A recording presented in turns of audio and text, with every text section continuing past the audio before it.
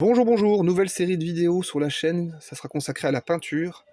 Alors la peinture, c'est une activité que j'aime beaucoup depuis très longtemps, même si j'ai pas forcément eu toujours l'occasion de pratiquer au fil du temps. Là, ces dernières années, j'ai pu m'y mettre, et à mon grand plaisir. Alors, je fais ça les week-ends, les soirs, parfois dans le temps de midi quand je trouve le temps.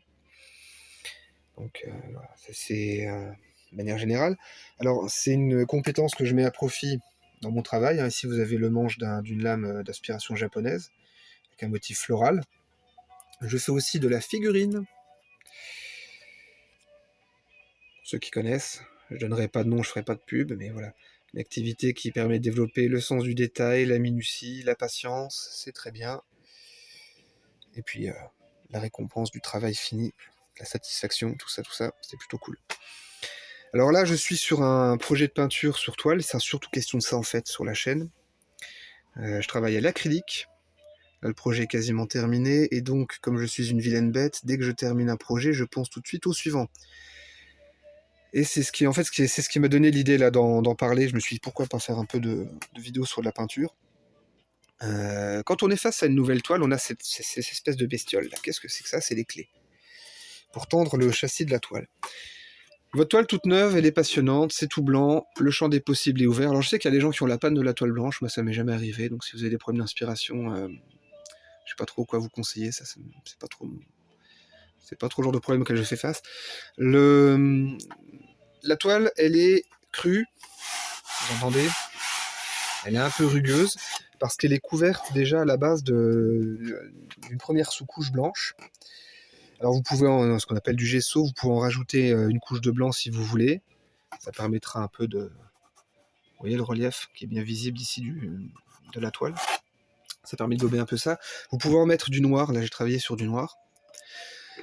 Pourquoi avoir un fond noir? Eh bien ça permet de faire ressortir les couleurs, de jouer sur les contrastes d'une manière différente d'un fond blanc. D'ailleurs, la remarque est valable aussi pour les figurines. Je vous montrais là tout à l'heure ça a été peint sur fond blanc. Je peux vous montrer quelque chose sur fond noir. Et ça a été fait sur fond noir. On n'aura pas forcément le même rendu. Hop, le portable un peu... Ça ne fait pas ressortir les couleurs de la même manière, et en fonction du but recherché, il faudra savoir jongler entre le noir et le blanc. Ça, je compte que ça creuserait peut-être une vidéo en détail plus tard.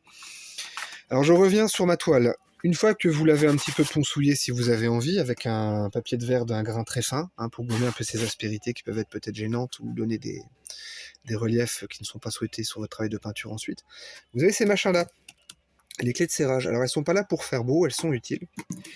Concrètement, comment ça se passe? Ça va servir à tendre la toile. La toile, elle va être altérée lorsque vous allez peindre, parce que la peinture que vous allez mettre dessus fait un certain poids. Vos coups de pinceau vont appuyer. D'accord? Vous voyez la déformation là de mon doigt derrière. Ça travaille.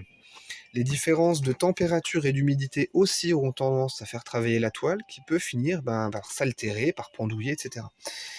Les clés de serrage ici, elles servent à ça. Alors vous voyez, elles sont en biseau. Alors parfois certains modèles ont des biseaux plus marqués, parce que les encoches sont faites aussi pour y correspondre. Les encoches elles-mêmes sont biseautées. Vous voyez la déclivité là? C'est simple, elle s'insère, alors faut faire gaffe, elle s'insère, elle va derrière, comme ça. Alors faites gaffe parce que parfois certaines sont plus ou moins bien faites que d'autres.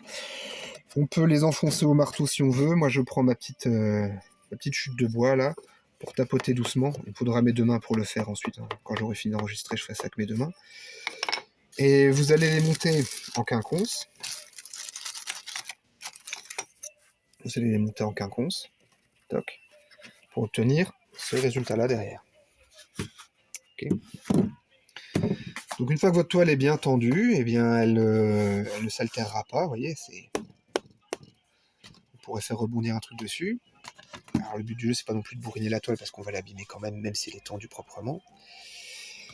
Mais ça permet un certain confort de travail, et ça permet aussi une meilleure tenue de la toile à l'usage lorsque vous allez peindre. Bon. Donc voilà pour la première vidéo. S'il y a des questions, n'hésitez pas. Et puis si ça vous intéresse, manifestez-vous. Je pense que j'en reparlerai régulièrement au fur et à mesure des projets de ma propre pratique dans la peinture. Allez, bonne journée, à bientôt!